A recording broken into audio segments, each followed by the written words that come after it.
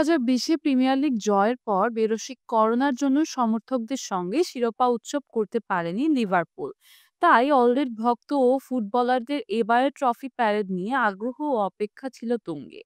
রোববার পুরো লিভারপুল শহর ছেয়ে যায় ক্লাবের লাল রঙে। তবে এক পর্যায়ে তার রূপ নেয় বিষাদে।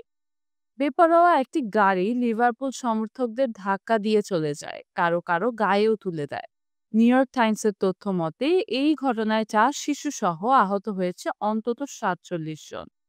গ্রেপ্তার করা হয়েছে সন্দেহভাজন সেই গাড়ি চালককে। পুলিশের দাবি এটি কোনো সন্ত্রাসী হামলা নয়। মার্সিসাইড পুলিশের সহকারী প্রধান কনস্টেবল জেনি সিমস এক সংবাদ সম্মেলনে বলেন, ঘটনাটিকে আমরা সন্ত্রাসবাদ হিসেবে বিবেচনা করছি না। আমরা মনে করি এটি একটি বিচ্ছিন্ন ঘটনা। এর সঙ্গে সম্পর্কিত অন্য কাউকে আমরা খুঁজছি না। পরে এক সংবাদ সম্মেলনে নর্থ ওয়েস্ট অ্যাম্বুলেন্স সার্ভিস নিশ্চিত করে যে 27 জনকে হাসপাতালে নেওয়া হয়েছে। এক শিশুসহ দুজনের অবস্থা আশঙ্কাজনক। গ্রেপ্তারকৃত সেই ব্যক্তি 53 বছর বয়সী এক ব্রিটিশ শ্বেতাঙ্গ নাগরিক। ধারণা করা হচ্ছে তিনিই গাড়িটি চালাচ্ছিলেন।